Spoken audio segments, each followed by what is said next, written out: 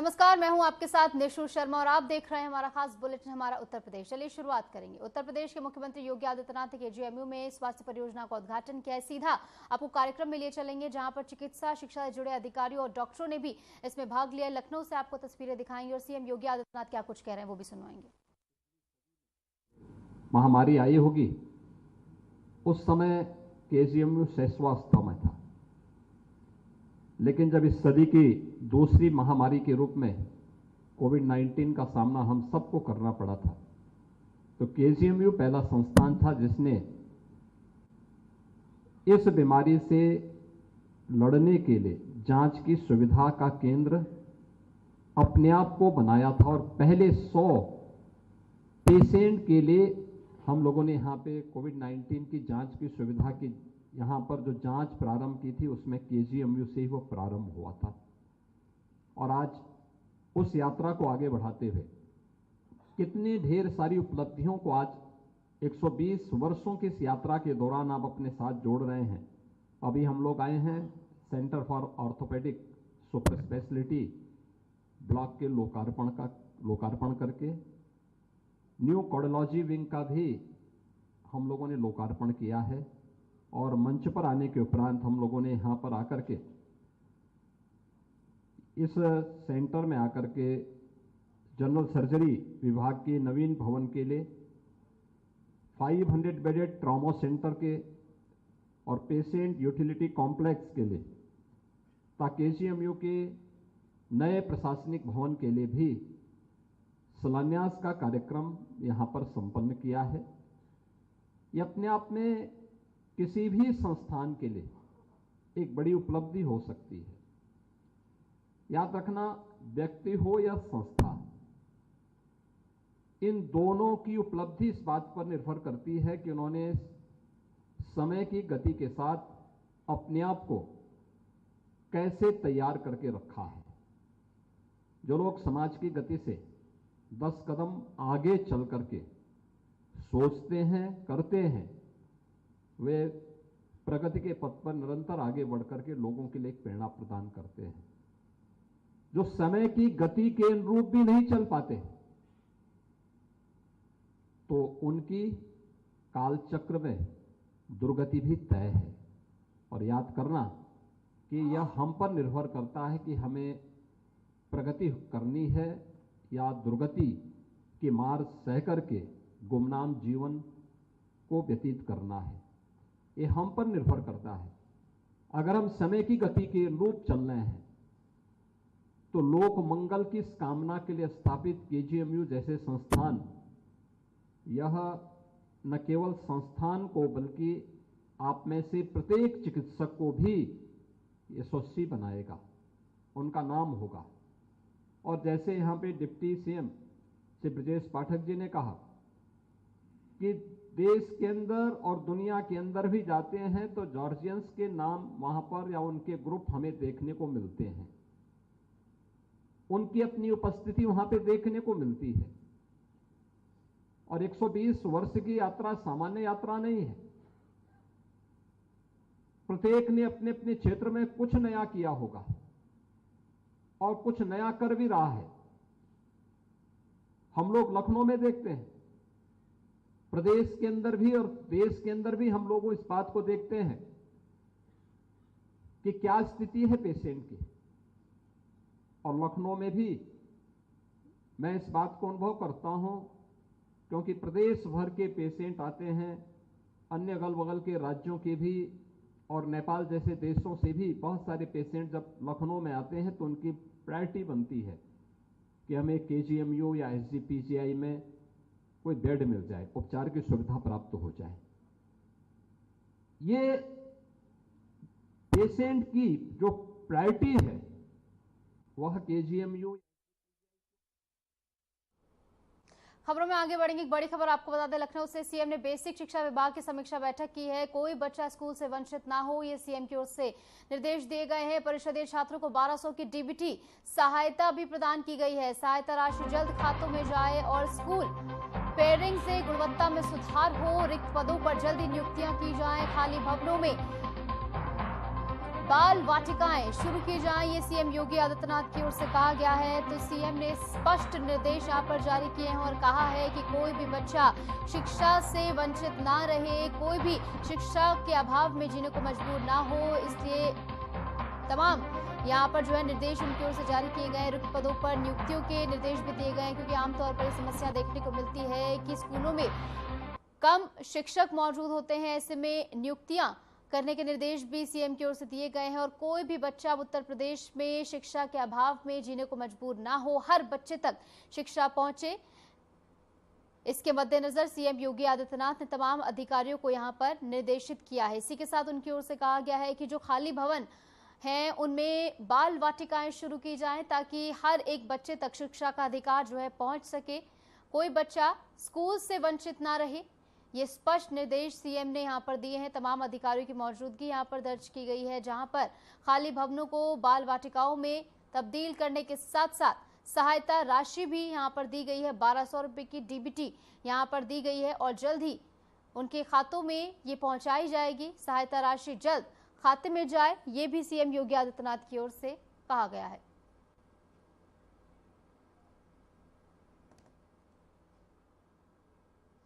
इस बीच एक और बड़ी खबर आपको राजधानी लखनऊ से बता दें, सीएम ने खाद आपूर्ति की समीक्षा बैठक की है। खरीफ सीजन में खाद को प्राथमिकता दी जाए, ये सीएम की ओर से कहा गया है। किसानों को समय पर खाद उपलब्ध कराई जाए और इसी के साथ डीएम को खाद व्यवस्था मजबूत करने के निर्देश भी दिए गए हैं। खाद विक्रेताओं के स्टॉक की जांच हो, ये सीएम की ओर से कहा गया है। यानी खाद के लिए सीएम योगी आदित्यनाथ ने सभी अधिकारियों को निर्देशित कर दिया है कि किसानों को खाद की कमी ना होने पाए और उचित दाम पर उन्हें खाद जो है उपलब्ध कराई जाए। खरीफ सीजन में खाद को प्राथमिकता दी जाए, सीएम की ओर से कहा गया है। और इसी के साथ डीएम को निर्देशित किया गया है कि खाद विक्रेताओं के स्टॉक की जांच की जाए, आखिर कितना स्टॉक उनके पास मौजूद है, पूरा ब्यौरा इसको लेकर खंगाला जाए और खरीफ सीजन में खाद प्राथमिकता अपनाई जाए। किसानों को समय पर खाद उपलब्ध कराई जाए और किसानों का इसके जरिए मुनाफा बढ़े, ये सीधे तौर पर प्रयास है सीएम योगी आदित्यनाथ का, क्योंकि हमेशा से ये बात वो हर मंच से कहते हुए नजर आए हैं, किसानों को प्राथमिकता सरकार की ओर से दी जा रही है। डिप्टी सीएम केशव प्रसाद मौर्य ने समाजवादी पार्टी और अखिलेश यादव पर तीखा हमला बोला। केशव मौर्य ने कहा कि अखिलेश यादव का हिंदुओं की आस्था को व्यापार बताना एक दुस्साहस है। उन्होंने पलटवार करते हुए कहा कि सपा ने खुद मुस्लिम मस्जिद और मजहब को वोट का बाजार बना रखा है। डिप्टी सीएम ने तंज कसते हुए कहा कि सपाई अब अपने बहादुर नेता से पार्टी का नाम बदलकर मदरसावादी पार्टी रखने की मांग करे। इस तीखे बयान के बाद यूपी की राजनीति में फिर एक बार धर्म और सियासत की बहस तेज होती हुई नजर आ रही है। केशव प्रसाद मौर्य की ओर से एक्स पर पोस्ट कर समाजवादी पार्टी मुखिया पर निशाना साधा गया है। उन्होंने कहा है कि वो अपने बहादुर से कहें कि समाजवादी पार्टी का नाम बदलकर मदरसावादी पार्टी रखें।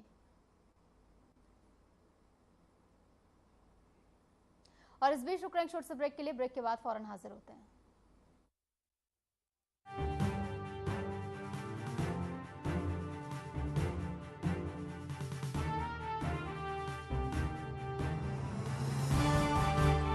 यशस्वी प्रधानमंत्री नरेंद्र मोदी जी के संकल्प सबका साथ सबका विकास को माननीय मुख्यमंत्री योगी आदित्यनाथ जी ने सामाजिक एकता एवं समरसता के उच्चतम मानदंडों के साथ बनाया है यूपी सरकार का मूल मंत्र। परिणाम स्वरूप 2017 के बाद उत्तर प्रदेश में सभी को मिले बिना किसी भेदभाव के रोजगार के समान अवसर एवं योजनाओं के लाभ। 8.5 लाख से अधिक सरकारी और 3,75,000 से अधिक संविदा पर नौकरी पाने वाले जहां निष्पक्ष और पारदर्शी प्रक्रिया के साक्षी बने, वहीं अनुसूचित जाति, जनजाति, पिछड़े एवं निम्न आय वर्ग के अभ्यर्थियों को मिला आरक्षण का संपूर्ण लाभ। प्रधानमंत्री गरीब कल्याण अन्न योजना, प्रधानमंत्री आवास योजना और जल जीवन मिशन से लेकर मुख्यमंत्री युवा स्वरोजगार और एक जनपद एक उत्पाद जैसी विभिन्न योजनाएं यूपी में अंत्योदय से सर्वोदय का सपना कर रही हैं साकार। काम दमदार, डबल इंजन सरकार।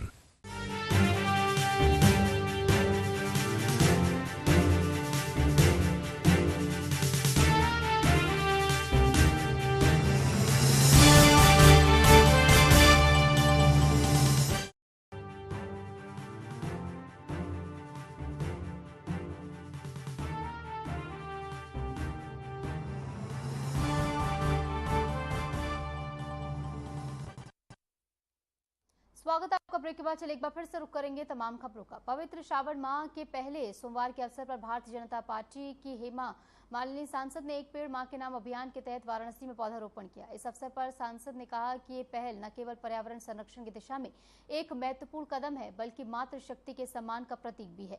कार्यक्रम में स्थानीय लोगों और पार्टी कार्यकर्ताओं ने भी भाग लिया। सांसद ने लोगों से अपील की है कि वह भी अपने जीवन में कम से कम एक पौधा जरूर लगाए और उसकी देखभाल करें। उन्होंने कहा कि हर पौधा धरती को हरा भरा बनाने के साथ ही आने वाली पीढ़ियों को स्वच्छ पर्यावरण देने में सहायक होगा। एक पेड़ मां के नाम अभियान के तहत जिले के कई हिस्सों में वृक्षारोपण कार्यक्रम आयोजित किए जा रहे हैं, जिसमें सामाजिक संगठनों, विद्यालयों और आम नागरिकों की भागीदारी सुनिश्चित की जा रही है।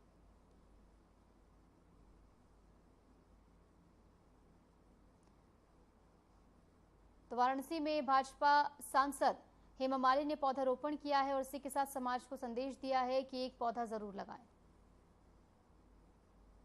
बहुजन समाज पार्टी यानी बसपा प्रमुख मायावती ने बिहार में एनडीए द्वारा 5 साल में 1 करोड़ नौकरियों की घोषणा को लेकर कड़ी प्रतिक्रिया दी है। लखनऊ से जारी अपने आधिकारिक बयान में मायावती ने इसे अच्छे दिन जैसी जुमलेबाजी करार दिया और कहा कि ये घोषणा चुनाव के तुरंत बाद हकीकत से कोसों दूर साबित होगी।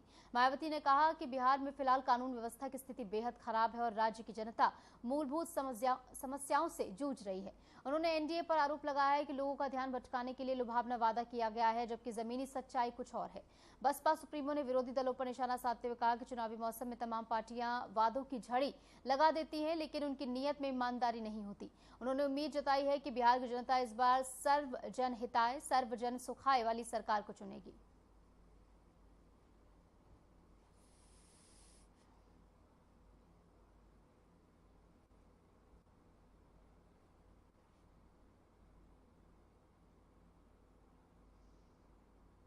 खबर बलरामपुर से आ रही है। धर्मांतरण मामले में प्रशासन ने अब छांगुर बाबा की सहयोगी नीतू उर्फ नसरीन पर बड़ी कार्रवाई की है। नीतू के अवैध निर्माण को ध्वस्त किए जाने के बाद अब प्रशासन ने उस पर 8,55,000 रुपए से अधिक की वसूली का नोटिस भी चस्पा कर दिया है।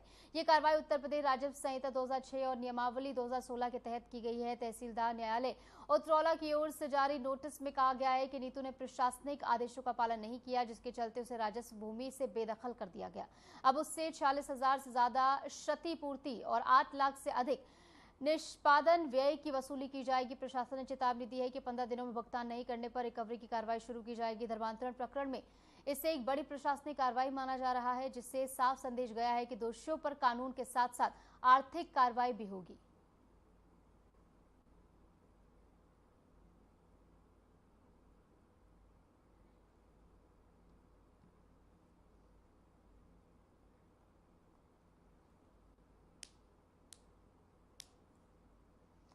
खबर श्रावस्ती से। धर्मांतरण के आरोपों में घिरे छांगुर बाबा और माफिया अतीक अहमद के बीच पुराने रिश्तों को लेकर अब सियासत गर्मा गई है। पूर्व राज्य मंत्री दद्दन मिश्रा ने बड़ा बयान देते हुए दावा किया है कि छांगुर बाबा के अतीक अहमद से गहरे संबंध रहे हैं। उन्होंने साल 2014 के लोकसभा चुनाव में भी प्रचार किया था। ये बात उनकी ओर से कही गई है और इसी के साथ साथ श्रावस्ती और बलरामपुर के मुस्लिम बहुल इलाकों में प्रचार किया गया था, बात सामने आई। दद्दन मिश्रा का आरोप है कि छांगुर ने अतीक को जीत दिलाने की जिम्मेदारी ली थी और कई इलाकों में सक्रिय भूमिका भी निभाई थी। इस बयान के बाद छांगुर बाबा पर लगे आरोपों और उनके पुराने राजनीतिक कनेक्शन को लेकर जांच और बहस दोनों तेज होती नजर आ रही हैं।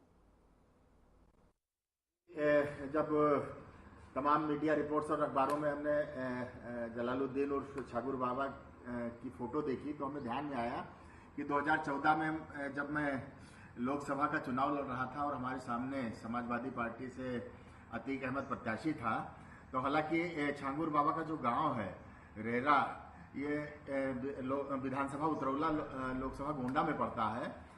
हालांकि हमारे बॉर्डर पर है। उसके आसपास के गांव तमाम मैली, महिला, पेहर, जफराबाद, मसीहाबाद, रेणवलिया, चमरूपुर, शुक्लागंज वगैरह जो है हमारे श्रावस्ती लोकसभा में है, बलरामपुर सदर विधानसभा में। तो ये लोगों ने बताया कि जो है अपने क्षेत्र में प्रचार प्रसार न करके बड़े माफिया अतीक अहमद के साथ जो है चुनाव में पूरी तरह से इंगेज था। कई जगह मंच भी साझा किया और खास तौर से जो है मुस्लिम बाहुल क्षेत्रों में जो है अतीक अहमद के प्रचार प्रसार का पूरा। श्रावस्ती जिले के सिरसिया क्षेत्र में आस्था का अद्भुत नजारा देखने को मिला। पांडव कालीन बाबा विभूतिनाथ मंदिर में सावन के प्रथम सोमवार पर भारी संख्या में श्रद्धालु जलाभिषेक के लिए उमड़ पड़े। कहा जाता है कि ये मंदिर पांडवों द्वारा अज्ञातवास के दौरान बनवाया गया था और यहां भगवान शिव की विशेष कृपा मानी जाती है। श्रद्धालु की भीड़ को देखते हुए प्रशासन भी पूरी तरह मुस्तैद नजर आया। सीसीटीवी कैमरों से निगरानी रखी गई और डीएम अजय कुमार द्विवेदी और एसपी घनश्याम चौरसिया ने स्वयं मंदिर पहुंचकर जलाभिषेक किया और पूजन किया। साथ ही उन्होंने जल स्रोत और सीढ़ियों की व्यवस्था का भी जांच की, श्रद्धालु को कोई परेशानी ना हो। यहाँ सावन मेला भी लगता है जो दर्शन कर रहे हैं। पुलिस की तरफ है व्यवस्था और आज जगहों पे पर्याप्त संख्या में पुलिस को कुछ भी कमियां पाई से और अगले सभी तरीके से और अच्छे से दर्शन किया जाएगा।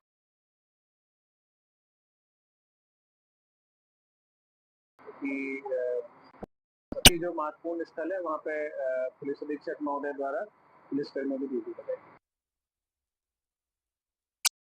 सावन कांवड़ यात्रा के दौरान सोनभद्र पुलिस ने सुरक्षा के अभूतपूर्व इंतजाम किए हैं। एसपी अशोक कुमार मीणा की निगरानी में कांवड़ मार्गों और शिवालयों पर सीसीटीवी, ड्रोन, बैरिकेडिंग, महिला पुलिस, क्विक रिस्पांस टीमें और एम्बुलेंस तैनात की गई हैं ताकि श्रद्धालुओं की आस्था में कोई बाधा न आए। असामाजिक तत्वों पर कड़ी नजर रखी जा रही है और भीड़ सुचारू ढंग से नियंत्रित करने के लिए रूट डायवर्जन भी लागू किए गए हैं।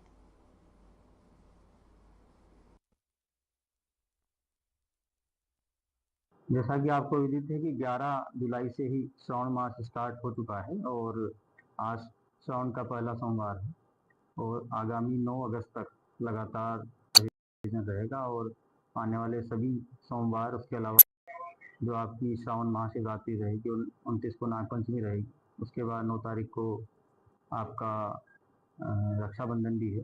इन सभी त्योहारों को देखते हुए पिछले 1 महीने चल रही थी, जिसमें जितने भी स्टेक होल्डर्स हैं, जितने भी धर्म गुरु हैं हमारे, उन सभी से वार्ता की गई, उन सबसे मीटिंग की गई। जितने भी हमारे कांवड़ के जत्थे जो लेके जाते हैं और शिविर करवाते हैं, उनके आयोजकों से भी मीटिंग की गई। हमारे जनपद में मुख्यतः 3 मार्ग हैं जिससे कांवड़िया चलते हैं। एक विजयगढ़ फोर्ट से लेकर रॉबर्टगंज, शाहगंज होते हुए घोरावल सिद्धवार जाते हैं। दूसरा मिर्जापुर से होते हुए हमारे घोरावल होते हुए सिद्धवार पे आते हैं और तीसरा है जो कि एमपी से होते हुए सिद्धवार को आते हैं। ये तीनों मुख्य मार्ग हैं। तीनों मुख्य मार्ग को 4 जोन और 12 सेक्टर में बांटा गया है और यहाँ पे पर्याप्त फोर्स लगाया गया है। साथ ही साथ इनमें जो और इस बीच रुक रहे एक और छोटे से ब्रेक के लिए, लौटेंगे कुछ ही देर में।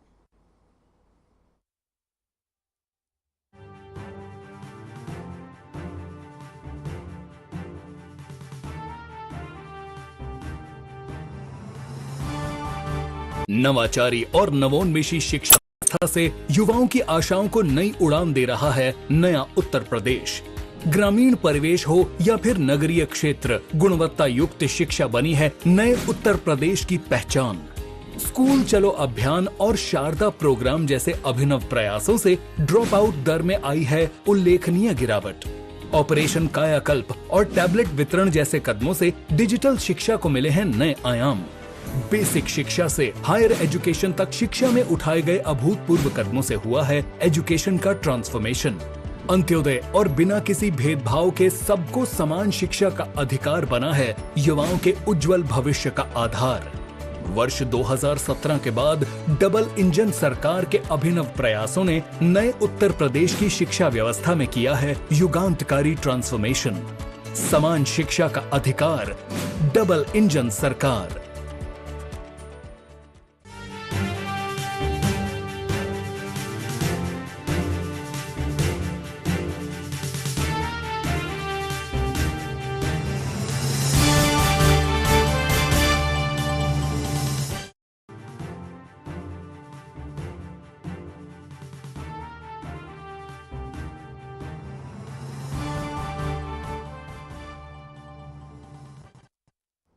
स्वागत है आपको। ब्रेक के बाद चलिए एक बार फिर से रुक करेंगे तमाम खबरों का। सावन माह के पहले सोमवार को शिव भक्तों के उत्साह के बीच बरेली में प्रशासनिक अधिकारी व्यवस्थाओं का जायजा लेने निकले।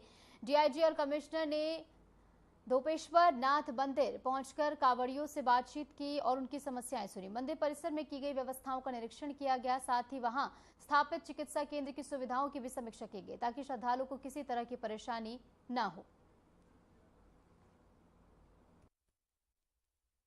आज नाथ नगरी में यहाँ पे पहला सोमवार है और यहाँ पे गोपेश्वर नाथ मंदिर में हम लोग यहाँ पे गए और जैसे हमारे संसदीय साहब उपस्थित हैं, हम लोग यहाँ पे ये सुनिश्चित कर रहे हैं कि भक्तों की सुविधाओं की ये सारी चीज़ यहाँ पे उपलब्ध हो और किसी को कोई परेशानी ना हो। तो यहाँ पे व्यवस्थाएं सब सुचारू रूप से है। कमिश्नर महोदय और मेरे द्वारा यहाँ गोपेश्वर नाथ मंदिर में दर्शन पूजन किया गया है। साथ ही यहाँ सुबह से जो कांवड़िए आ रहे हैं और अन्य लोग भी जल चढ़ाने आ रहे हैं, सारी व्यवस्थाओं को देखा गया है। पर्याप्त मात्रा में पुलिस बल बाहर लगाया गया है और सुबह से ही सारी पोस्ट लगी है। रात 2 बजे से ही यहाँ पर जल चढ़ाने की चीज़ें चल रही हैं और किसी प्रकार की कोई समस्या नहीं है। सारी चीज़ें ठीक तरीके से चल रही हैं।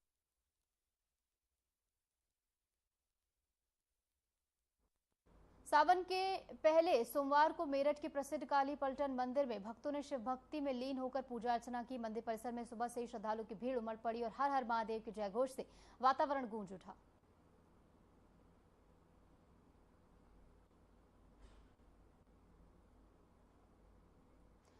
सावन के पहले सोमवार को कन्नौज के गौरीशंकर सिद्धपीठ, तिवरा कस्बे के डालेश्वर मंदिर और अन्य ग्रामीण शिवालयों में श्रद्धालुओं की भारी भीड़ उमड़ पड़ी। भक्तों ने गंगा जल से शिवलिंग का जलाभिषेक कर विधि विधान से पूजा अर्चना की।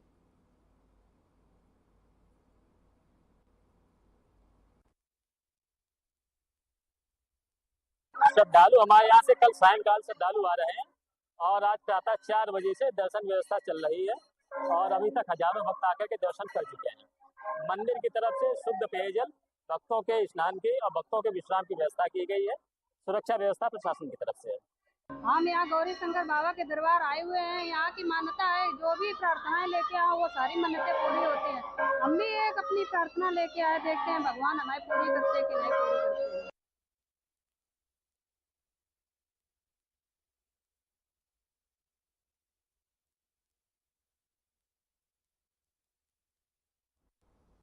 सावन माह में कांवड़ यात्रा को देखते हुए शामली एसपी राम सेवा गौतम ने सुरक्षा व्यवस्था का जायजा लिया। वे लालूखेड़ी बॉर्डर पर वॉच टावर पर चढ़े और कांवड़ मार्ग का बारीकी से निरीक्षण किया। इस दौरान उन्होंने मौके पर तैनात पुलिस बल को जरूरी दिशा निर्देश भी जारी किए। संवेदनशील स्थानों पर सतर्कता बनाए रखने को उन्होंने कहा है।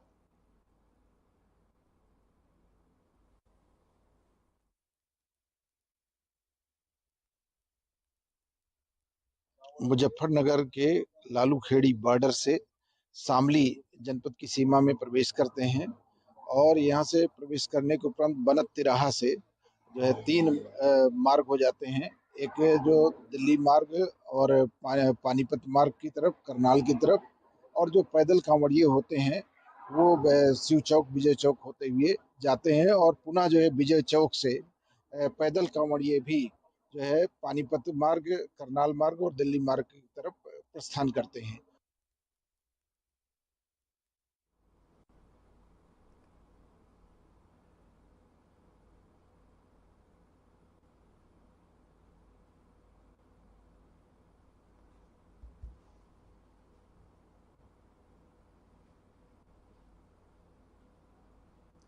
जालौन की बेतवा नदी का जलस्तर लगातार बढ़ रहा है। डैमों में छोड़े गए पानी के कारण नदी का जलस्तर खतरे के निशान के करीब पहुंच गया है। हालांकि फिलहाल ये थोड़ा नीचे बह रही है। हालात को देखते हुए जिला प्रशासन ने बाढ़ से निपटने की तैयारी पूरी कर ली। संभावित खतरे को ध्यान में रखते हुए इलाके में 6 बाढ़ चौकियां स्थापित की गई हैं और अधिकारियों को अलर्ट मोड पर रखा गया है।